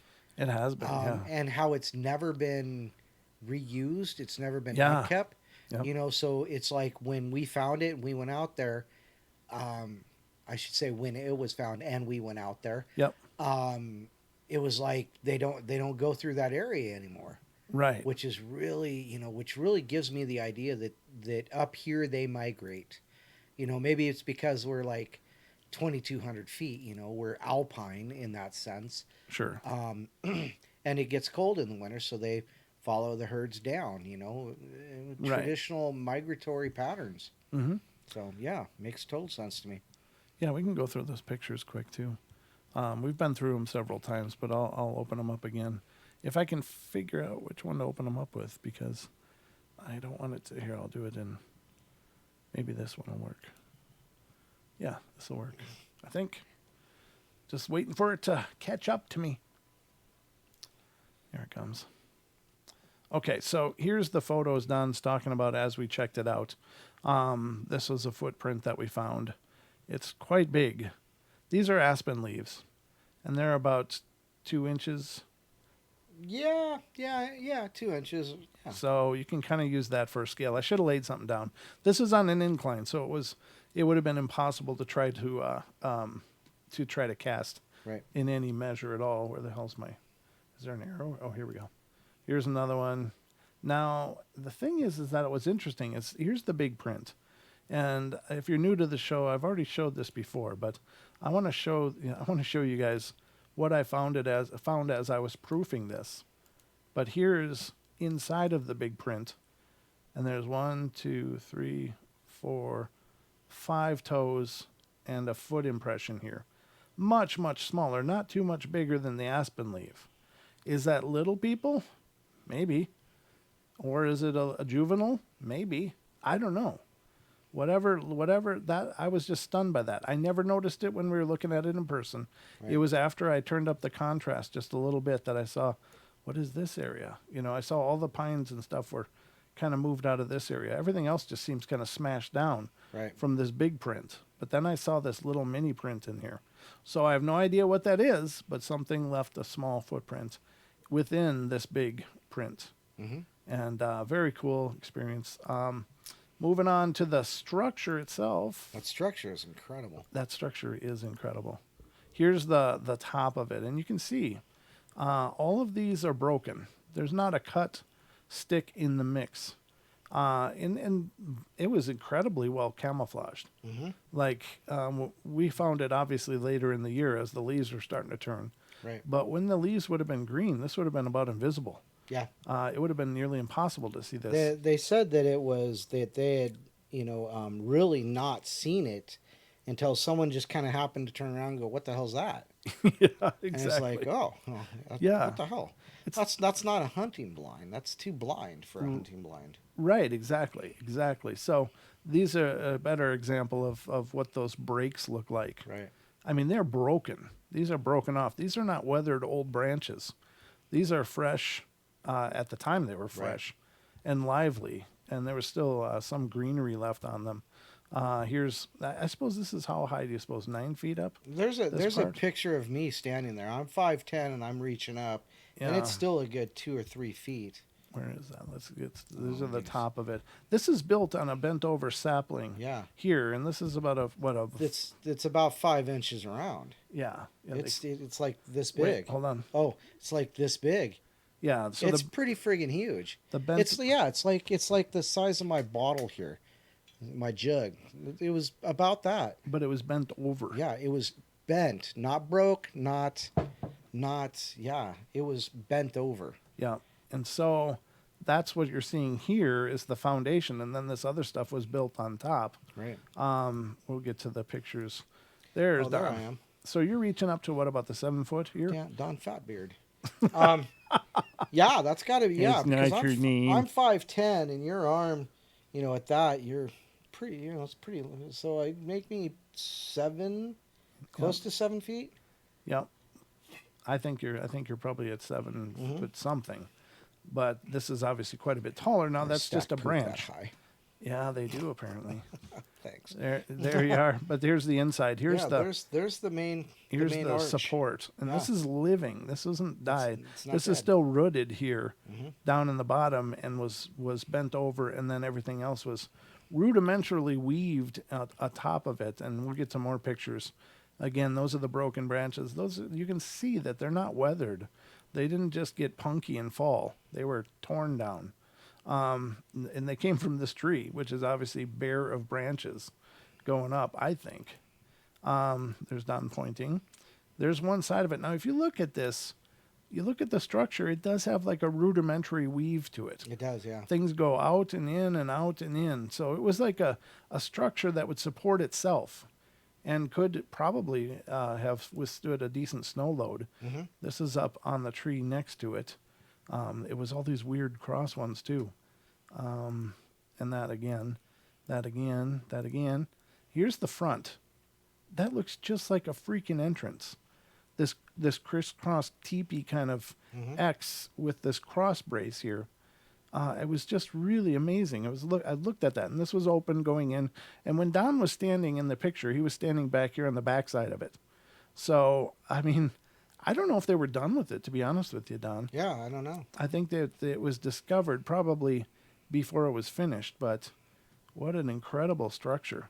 I mean, that looks fabricated by an intelligence. That's not just crap falling down from the trees. Right. But these are the pictures that we took, and then we checked it out. The prints that I just showed you were found about quarter, half mile away. Yeah, that Yeah. sounds about right. And they were going up the mountain away from this location. So, but very, very cool pictures. Very cool experience. And there you have it. So I'm sharing it with you because I know we get new listeners all the time. Mm-hmm. And I want you guys to, understand that we are a studio show, but we also do get out there when we can Right. and check things out. Well, and we took our friend Cindy Cindy. Goodbreak with us, yeah. Yep. And she gave it a good shake, and she said, that's solid. She climbed up on it. She was she climbed did up on She here. got a little bit up on it, Yeah. yeah. And she was, like jumping on it, and it was still, it was still soundly holding. there. So that was our neat structure experience, ladies and gentlemen. That was found about 10 minutes north of my house, up in the north of Idaho. Yeah, up in my area, about just a few minutes from my place, Right. which makes it even worse. Yep. Very cool. No, they weren't punky branches at all. They were like living branches that were snapped off. So they were punky. I don't know if you know what that term means. It just usually means like kind of rotted on the tree, and then they fall down with any windstorm. Right. So that was a neat experience, one which I will always cherish. Thank you, Five Hazel. Five Hazel says, Brent, we do pay attention. Because they're talking about everybody else. There's a few people clued in. Five Hazel and Wonder Woman. They're clued in. So, Very but cool. they are paying attention. Good. It's glad to have you guys aboard. But yeah, that was one of the things that Don and I checked out, and we're always looking for more. We have again, we're going to be going over to Coloma in July. That's right. And It's only a week and a half away. Yeah. Is it? Yeah. Really? It's only a week and a half away. 1 week, 2 weeks, just over. Oh no! 2.5 weeks. For some reason, I was thinking July 4th again, but no. No. July 4th is a week and a half away, so Yep. it's 2.5 weeks away. Yep, 2.5 weeks away. We're going over to Coloma in near Missoula in Montana, and that's a ghost town. And we did Dan Pruitt, a friend of ours, who's a paranormal investigator, and I went over there last year, met with Duke and a bunch of wonderful people over there, and we checked out Coloma last year. And it was then decided, hey, we've got to make this. We got to make this an event. So we're going to be heading over in July, the second weekend in July. We're going to be there. Right. Now, if any of you are intending on coming, please let us know. Yeah, we need a head count. We need a head count. Not that we're going to be, at all responsible for any of you, but if you're coming there to be there with us, we want to be able to coordinate and figure out, how we got to meet and how we're going to pull this all together. So, if you're planning on coming, please let me know, because we definitely want to know how many are coming and get it sorted for sure. So, get a hold of me at paranormalportalradio@gmail.com. Let me know if you're coming, if you're planning on coming. I've heard from a few people, and that's wonderful. But, it's kind of open invitation, ladies and gentlemen. We're not saying only someone can come and someone can't. We would love for you guys to be a part of the experience if you want to join us. Again, that'll be in Missoula, Montana, second weekend of July. And we are checking out the Coloma Ghost Town, or it is a ghost town. It's a beautiful place. It's a ghost. And there's some amazing stuff up there. And Duke will be there, of course, too. So he and his crew over there, they're going to be there. So it'll be a great time. We're really looking forward to it, and we're hoping that we get some amazing footage. We'll try to live stream it as well. Yeah, you did pretty all right last year. You left it Yeah. on and went on for hours. Yes. And hours and hours.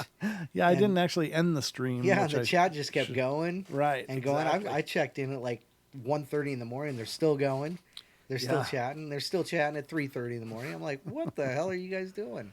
What are we doing? We're not always sure what we're doing. In that case, I actually drove all the way home from there 4 hours later and found that it was still running. Shut thanks down to the Don. stream finally.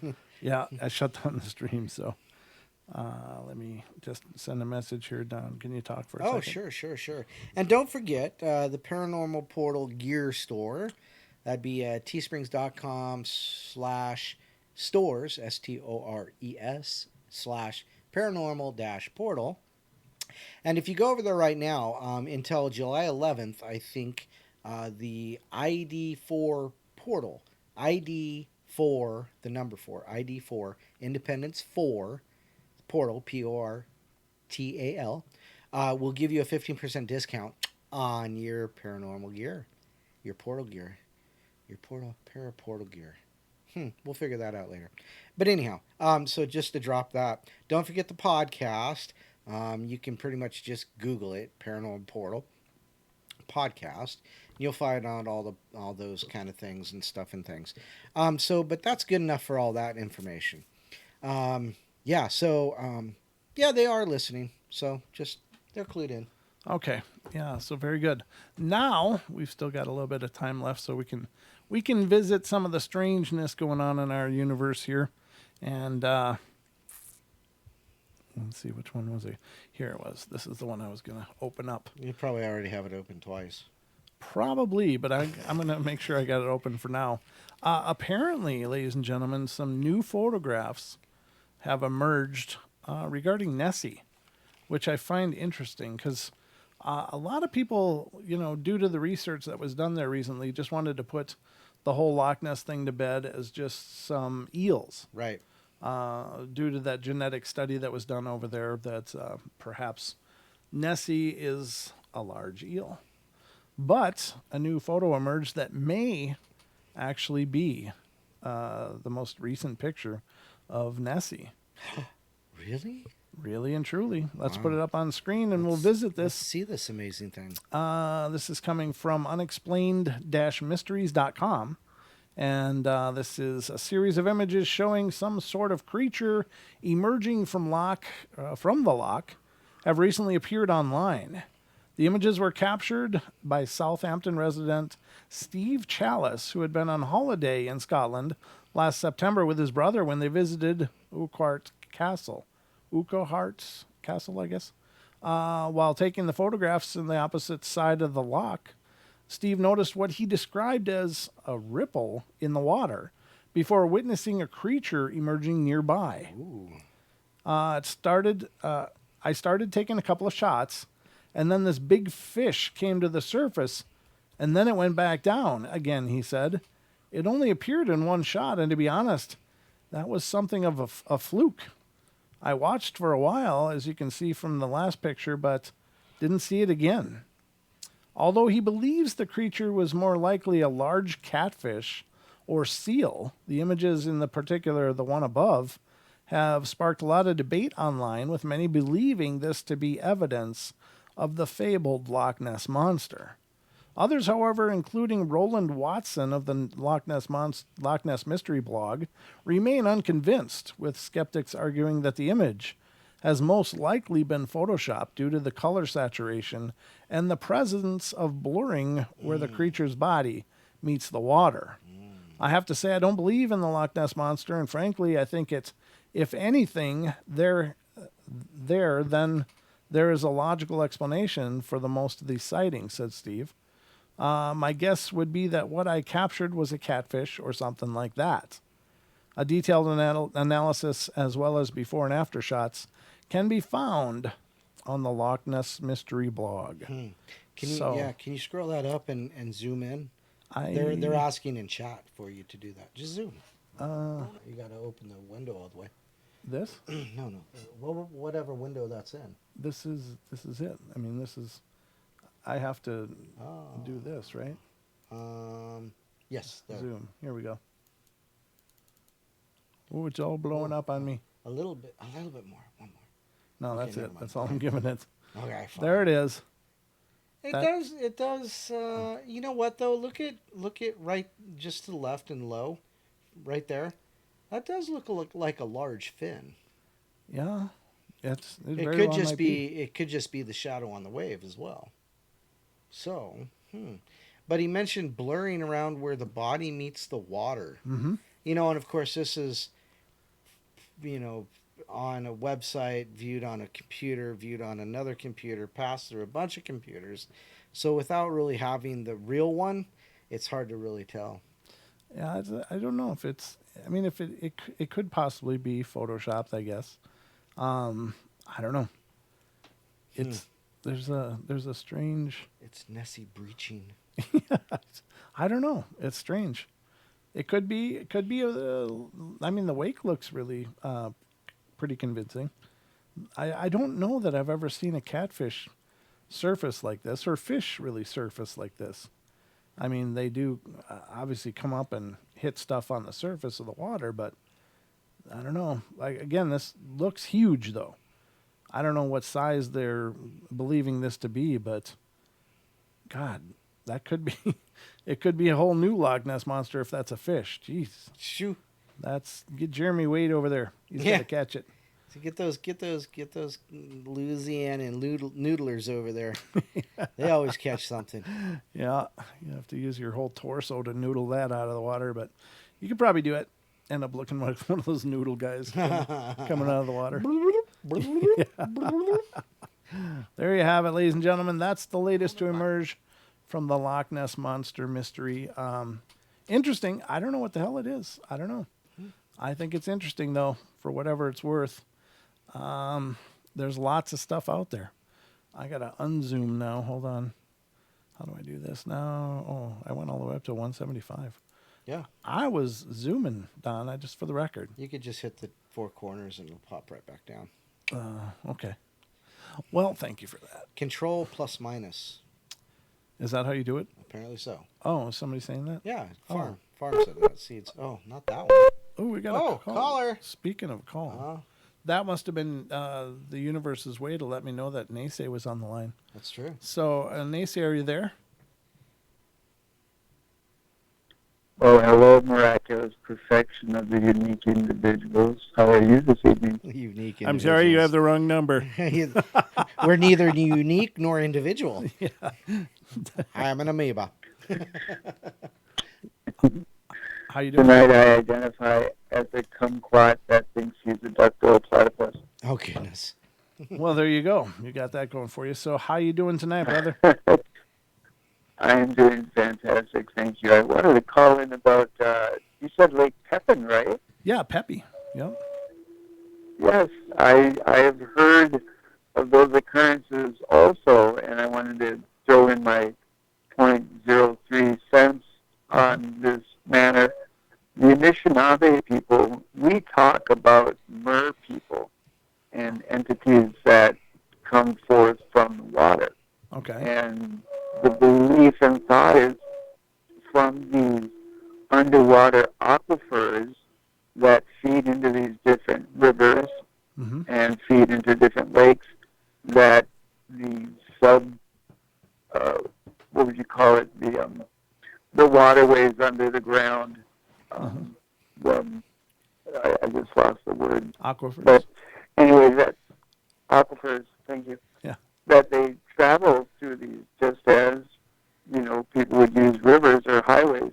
And the one story that I enjoy, that I was told going up to Grand Forks to do sweat lodge and stuff, an elder was telling us about Devil's Lake. Now, if you see a title anywhere in the United States and it says something like devil or hell, it usually was regarded as a very spiritual area for the Native Americans. Oh, okay. And this is what goes with Devil's Lake in North Dakota. But the story is that a family, one of their tasks was to go to the lake's edge once a week and give a bounty full of food.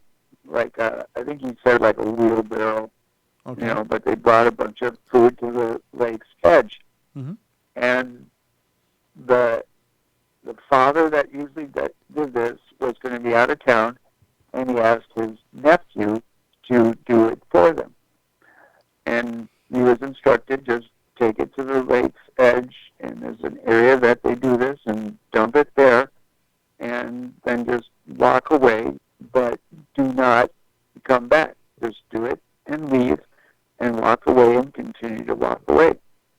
And the nephew, curiosity kills the cat in some circumstances, but he did what he was instructed, was bringing it, I can't remember if it was a wheelbarrow or like a two-wheel dolly. They had something that they would wheel it and drag it there. And so he brings it, dumps it on the edge, walks away, gets back to where the vehicle is, like 10, 15 yards or whatever it is, through the trail, and he decides to turn around and go back and check it out. But then he claims that the minute the individual turned around to head back to the water, it was like whatever was there knew it, and immediately he heard splashing. And so he continued to go there, and sure enough, it was disrupted around the lake edge. There was only so much of the stuff was gone, but and this is secondhand story. Sure. So he says that it was clearly visible that something larger than what you would expect was coming out of the water and took some of this food and stuff like that. Wow. And you hear, I can't recall if there is a name to it, but it's one of those legends that go with Devil's Lake, and you can hear some of the old timers around the lake that they'll talk about superstitious stuff and Sure. occurrences that happen.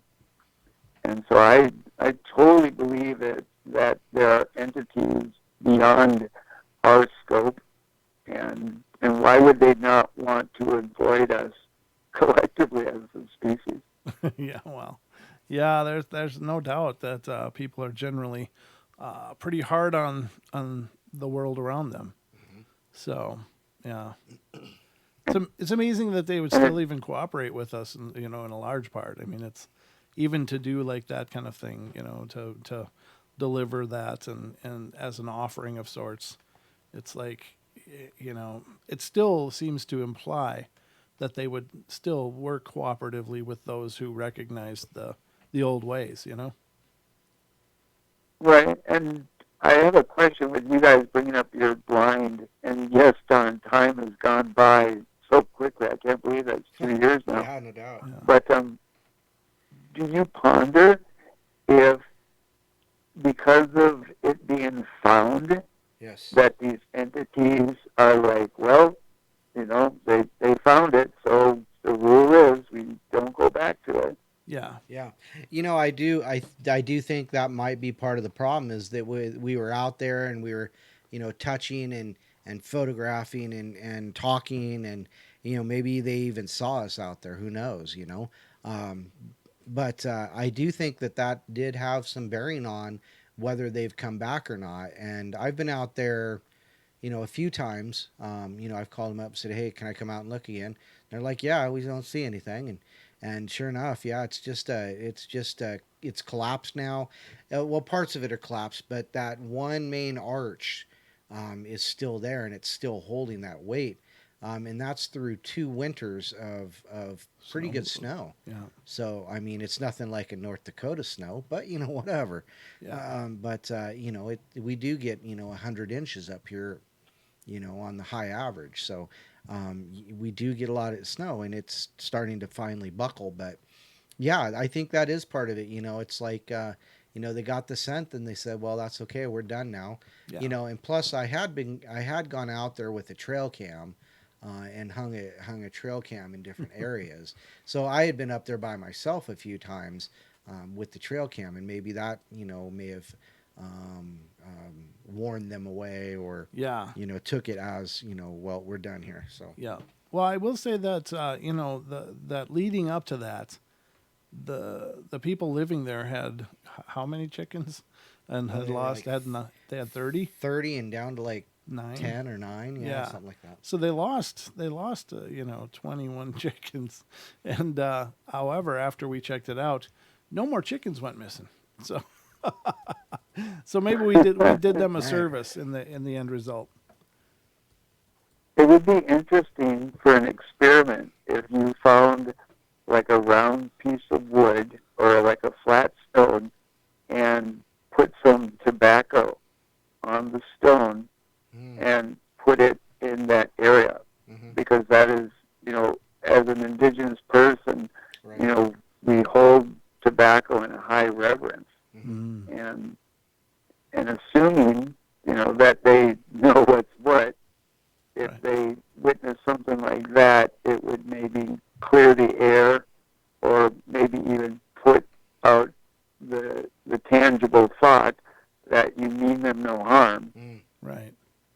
Yeah, good point. It's hard to know, brother. Now, you mean like tobacco, not a cigarette, because a cigarette is not tobacco. Right, right, yeah. I mean, well, I try to utilize the organic, organically grown tobacco, and I get it loose leaf. And I do wish I had a contact to get true tobacco leaves. Right. One of the things that the indigenous people, when they would get severe burns and cuts, they would wrap their wounds with the tobacco leaf. Oh. They would put a pumice in it, Mm-hmm. and then they would wrap it with the leaf itself because it was like nature's Band-Aid. Oh, okay. That's interesting, brother. Of how big the leaves grow. Right. Yeah, for sure. Very cool. And one last thing I'm going to share with you. Mm-hmm. I've shared with you off the air before about some of the entities that visit me in my home. Uh-huh. And I have a friend of mine, this dear old man that I met through comedy, open mic comedy. He's been doing it for 35 years, and he'll come over and mow my lawn or shovel my walk in the winter, or even run errands for me if I needed him. Mm-hmm. And this weekend, for the new moon and the date solstice, we were going to have a fire and let my daughters burn s'mores. So he came over and was going to help set up the fire in the backyard. Uh-huh. And I'm in the garage, and he comes out of the house. He went into the house to go use the basement bathroom. Mm-hmm. He comes up into the garage as I'm going down the ramp and heading towards the back door, and he goes, "Well, I've seen your ghost now." Ooh, what did he see? And he said, "Really?" He said, "Yeah." So when you go down my stairs, there's a medium-sized room that's rectangular, and you have to walk through it to get into the big open living area of the basement. Okay. When you walk through that threshold and you take a right, you have to walk about 6-7 feet, and then there's the bathroom door. Okay. He said that as he came through the doorway and he started turning to the right, he saw a shadow move from his left peripheral down the extended length of the room, and he didn't care to look anymore. He just kept going straight into the bathroom. Wow. And it was really ironic because just within the last couple months, we've been talking about, the paranormal, because he's heard me talk about you and, sure. about the show and that. Uh-huh. And so he opens up to me that he's witnessed things and he believes he's sensitive. Oh, cool. So right after he told me this, I call the girls and I'm like, "Girls, go grab the shell, go grab some cedar, go grab some sage and the sweetgrass." And we usually do this around the solstice and new moons anyway, where we clear our space. Right. So we go through the home. We have bells. We'll ring bells, and then we'll burn our plants. Right. And then we go around counterclockwise through the basement, then up through the top floor, main floor. Okay. And then out the garage. And so I'm out in the garage on the ramp, and as they're going through the house doing this clearing, I'm saying some words and basically just saying, "Hey, if you're a positive entity, you're always welcome in my home. But if you are negative and you're wanting to bring negativity or add to negativity, then Mahjong, go. You have to leave." Mm-hmm. And as I'm saying these words, the garage door shuts 3 different times. Wow. Where it shuts on me, and I call my buddy, and I'm like, "Hey, can you open up the garage door again?" And he opens it up, and then it shuts again, and then I heard somebody else just inside the house, and it was one of my daughters, and I came, and I said, "Hey, can you come here and open the door?" She comes in and opens the door again. By this time, they all come out, and they just finished, and they got the shell and everything there. And as soon as they all come out, the door shuts a third time. Wow. So then we go and we open up the door again, and I have them actually take the sage bowl and everything and go out the back door. So then, longer story getting longer. The following morning, my youngest is telling me about, to back up a little, I've explained to your audience about how I put wards or cedar browse Yes. all above the portals that go outside of my home. Right. And the garage door that comes from the house into the garage, I have it on both sides, the cedar on both sides there. Okay. And then also, we have a front door that goes out the front yard, and then we have a back door that goes into the backyard, plus the big double garage door. Okay. So my daughter, I find out the following day, she had to go outside to the backyard after the sun went down because she forgot something out there. She said as she went out and came back in, the cedar fell on top of her as she was coming inside. And she told me this the following morning. And I'm like, well, did you put it back up? And she was like, no, I can't reach it. And I said, well, we should probably put that up, right? And she's like, yeah. So both her and Infinity go into the garage to go put the cedar back up above the door. Guess what they find when they get there? I don't know. The cedar is up and on top of the door. Oh, wow. Wow. Okay. And she's, the little one swears itself, and she knows cedar because, she's been around it enough. Sure. And she even thought she put it on the stack of boxes that were right there next to the door. But ironically, when they went to go replace such felled cedar, apparently it found its way back up there. That's amazing. That is amazing. Wow. And this is the joy where I hope that I am being enough light, to be fortunate enough to have entities that are watching my back or protecting me or just being around to give me comfort. Sure. But yeah, it's one of those really good stories because I still have not got the heebie-jeebies in my home where I felt threatened by entities at all. Yeah. So I guess I can touch wood, as Kevin Baker says. Yeah. Touch the wood. Yeah. But thank you for the opportunity, gentlemen. Oh, for sure. Didn't mean to keep you up much later than you usually do. No, it's good to hear from you. Thanks for calling in, brother. I hope things are well. Always. And many blessings to both of you and to the chat. And Don, I'd love the idea of you playing the flute and the tip of your beard starts dancing up like the mystic Hindu guy with his cobra. Oh my. Okay, well, we ran out of Yeah, time. there we go. Next. All right, see you, Naze. Thanks, Naze. All right, toodles. Bye. All right, ladies and gentlemen, that's about all the show we got time for, and that's about all the show I'm ready to handle.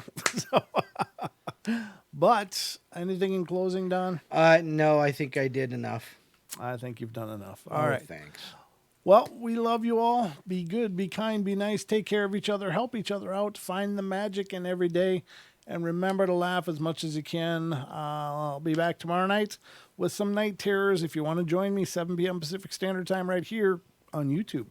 So I hope you guys have a great day tomorrow, and I'll meet you back here at 7 if you want to enter the portal once again. Good night, everybody. Good night.